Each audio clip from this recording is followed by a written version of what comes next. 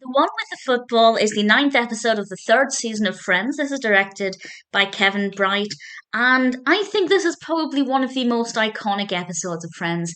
Not just because it's very funny, but because they managed to have an episode set almost entirely in one space and make it work. And that could have very quickly become stale. We're used to go to different locations with friends, but apart from being in Monica and Rachel's apartment, it's all set in the park area where they're playing football. The other thing that I think is very impressive is that I don't care about football. I could not care less. I'm not a sports person, yet I love every second of this episode. To be that engaging and that entertaining when it's primarily about something that I really don't care for, I think that's pretty great. So there will be spoilers from this point on as I discuss some things that I like, some things that I love, things that I thought worked really well. There isn't anything about this episode that I didn't like. And I have to say, it's pretty fantastic. This is set at Thanksgiving, and they decide to play football, American football, of course.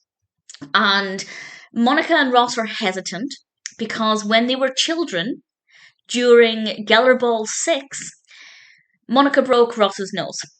And their parents said, no more. We will play football, no more. But of course, they decide to play anyway. And we learn that Monica still has the Geller Cup, which makes things so much more interesting. I have to say, I love the design of the Geller Cup. I don't know if they put a lot of thought into it or if it was just something somebody came up with, but the idea of sticking a troll onto a piece of wood became so iconic. It's so effective and really, really well done. And then the rest of the episode plays out pretty much in the park, and I'll talk more about that in a moment. But the subplot is quite small, and it involves Chandler trying to get over Janice. And one way that he's now trying to do that is to think about getting the phone number of Margha. And she is a Dutch woman, played by Susanna Midnight, who comes along to the park with her dog and asks if she can watch the football game. And Joy and Chandler both take a liking to her. However, Joy doesn't really know very much about Dutch people and kind of makes a fool of himself in a way that's very funny to watch, of course. And we have this little competition between Joy and Chandler. And it just gives it something a little bit extra, so it's not just about football. But having said that, even if they didn't bring in Margha, even though I liked what she brought to it, it still would have worked. I think things would have flowed just as well. But it just showed that they could bring in something else without detracting from the main narrative and just give it that little bit something extra. And I think it was a really good decision. So the actual game itself is brilliant to watch. And I say that as somebody who does not care about football at all. But I found it so engaging. I will admit there were times when I didn't really know, still don't really know, no matter how many times I see this episode, I don't really fully understand what's going on. I know the very, very, very basics of football, but they use various words in this that I still don't quite understand.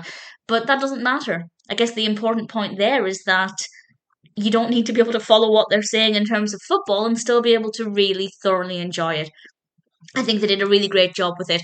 There were various things that helped to keep things flowing, because obviously when we're in the same space, things could slow down, it could get repetitive, but they used various different things, such as, the sequence with Let's Get Ready to Rumble, which I thought was brilliant. The swapping of the teams was a really good decision, just to mix things up a little bit. The use of slow-mo meant it was visually interesting, and all of that worked really, really well. The other thing that I really love to watch with this is the flow of extras. Just seeing the extras coming in and out of the park, how well timed that is. They never get in the way of the game, but it always feels very natural.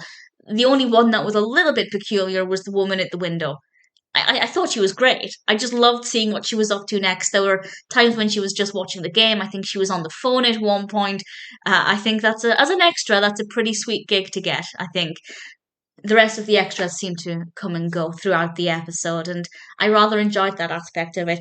It would have worked without extras, but I think it again helped to make it feel very natural and visually just a little bit more engaging when there are things going on in the background, and I really liked it. Definitely a really enjoyable episode. As I said at the beginning, I think the one with the football is Probably one of the most iconic episodes. If I asked somebody to name, 10 Friends episodes, I'd say there's a good chance this one would be mentioned. Definitely one of the most iconic Thanksgiving episodes. Absolutely adored it, probably always will. The fact that they can make football engaging, for me, is a great achievement. Very well executed episode, and one that I will always really thoroughly enjoy.